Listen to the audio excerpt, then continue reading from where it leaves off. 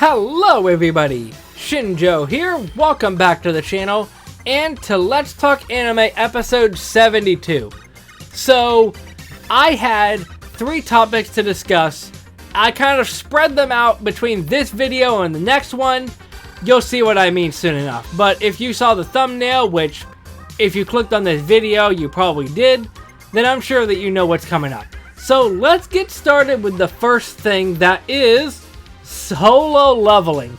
So fortunately for me, for at least the anime that I'm discussing here, I didn't need to worry about watching anything because I already watched, I don't remember how many episodes of solo leveling, at least 3 or 4 when it first came out because everybody was hyping it up. And then for the later one, I just watched up to episode 4 at the moment that I'm recording this. But first, for solo leveling, it's another manhwa up next to like God of High School and Tower of God that everybody hypes up, but then gradually everybody forgets about. At least that's how I kind of see it. Because for me, it started off as really interesting, but then just kind of lost steam after a couple of episodes. It just comes off as, what's his name, Jingwoo? That he has to do these things, he does these things, and we're moving on. I don't want to say that it comes off as lazy because I don't know what the actual source material is paced at, but it just comes off a bit odd, and I'll get to that later. But I do want to mention that I do like the opening, and it did start off really interesting with how it was presenting itself, but I do find it a bit interesting that at the end of the day, solo leveling is a power fantasy. Obviously, because it starts off as a weak baby boy and grows up to be super strong. And while I don't necessarily mind that in a way, it just, I don't know exactly how to explain it. But it's just one of those things where it's the same formula with isekai. You know, the standard isekai.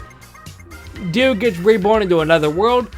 Oh no, he's the weakest. Oh, but surprise, he's actually the strongest. Now, the only leg up I'll have on solo leveling compared to them is that Jingwoo actually does, like, training arcs and stuff like that, I'm assuming, to get to be the strongest. But it's just kind of interesting that people praise this, but in essence, it's the same as a lot of isekai. Not saying one is better than the other, I just find that kind of interesting. But I don't know.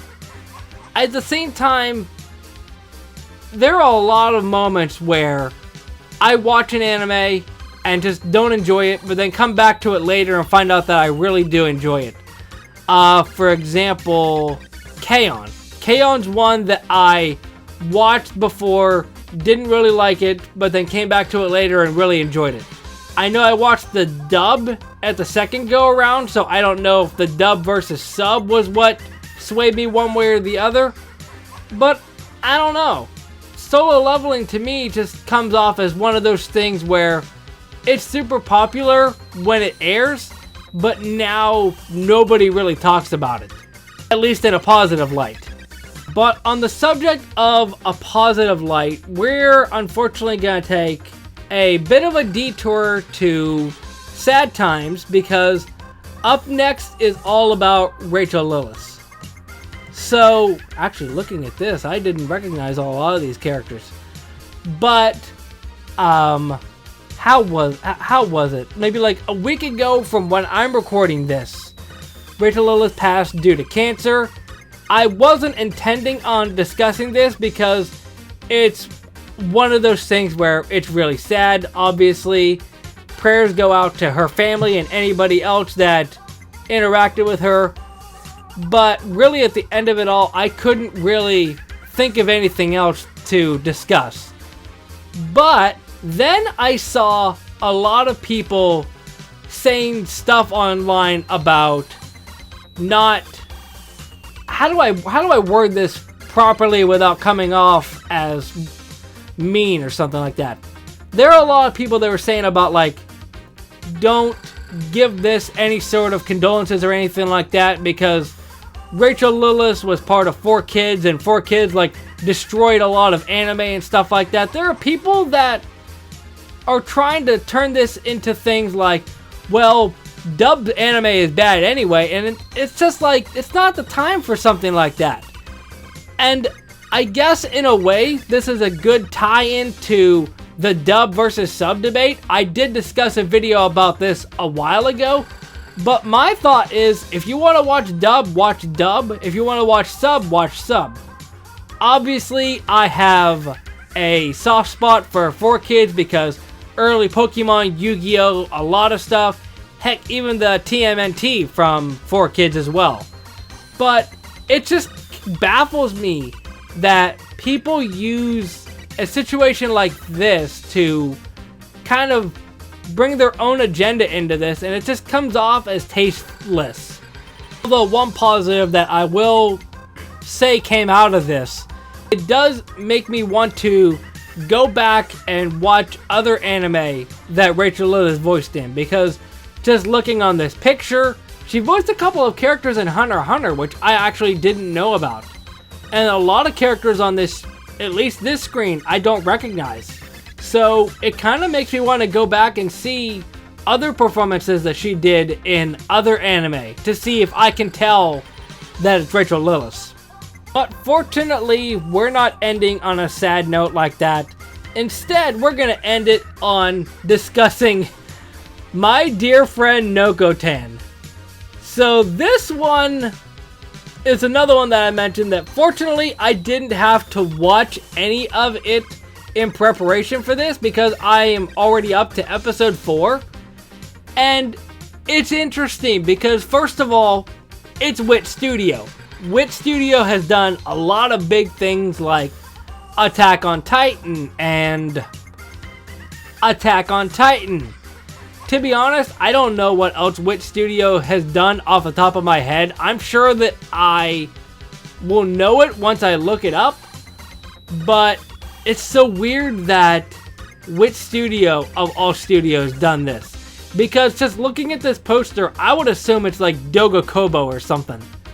But as far as the show itself, it is a bit of a mixed bag for me. Not in a negative sort of vibe, but overall it is enjoyable to watch, especially in the process of me watching through stuff like Vinland Saga and Vivi. It's just nice to watch something like this that's no stakes, no drama. Well, at the same time, I'm not entirely sure how I feel about Nokotan. I would say overall, she's funny, mainly because I can never predict what she's gonna do next, and I suppose that's part of the charm of the show. But I would say that Kochi-tan is a funnier character in my opinion, mainly because of her over-the-top reactions. And if I'm not mistaken, either one of the two girls is the same voice that's Hatsune Miku. I believe it's Koshi, because I think Nokotan is Megumi Han, who also is Gon in Hunter x Hunter. Which, if my facts are right on that, that is just wild to me. Although I do like a lot of the other characters. The one girl that's trying to be a deer, it's just so out there and off the wall that it's funny at the same time. But I will say that a lot of the jokes are super obvious. Like the long drawn out joke where Koshi thinks that that deer that was in their club was Noko, and then it turns out that it wasn't her. I kind of saw that coming, but we did get a meme dance out of it, so I suppose it's not terrible. But all I can say at the end of it, after going through 4 episodes, first of all, I'm never going to see deer the same way again. And second of all, it probably is going to be in my top 10 of anime of the year, solely for the fact that I'm not really watching anything else, but also because it is genuinely funny. But to reiterate what I mentioned before, an anime doesn't necessarily have to be super heavy drama just to get me invested.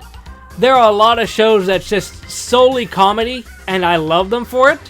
So not everything has to be super serious all the time. And a show like this, in the world we're living in, is a nice breather. But those are my 3 topics for today, done and over with. I'm still trying to process the fact that I've been through 72 episodes of this. But yeah, I guess a little ending card to bring up. I think I only have maybe like 1 topic left to discuss in the next episode, at least from topics that were given to me. I'm checking my notes right now. I have too many notes. Yeah, I only have 1 more, so more than likely I'll find some other topics to discuss because I don't want it to be one video just solely dedicated to one topic. So I'll find other stuff to discuss, and hopefully if I get more topics for things to watch or anime or anything like that to discuss, then you might see more episodes of this. But the problem is there's just a lot of stuff that I'm watching that I don't feel like discussing on here. So that's why Let's Talk Anime has been kind of sparse lately. But I hope that you enjoyed this video regardless. A little bit of a shorter one, to be honest. I didn't really have a lot of notes for any of this stuff. But I suppose that's not terrible because then I can kind of go off script for a bit. But if you have any anime or any anime topics for me to discuss, then leave them down in the comment section and I'll discuss them sometime. But until then, I'll see you next time. Momentai.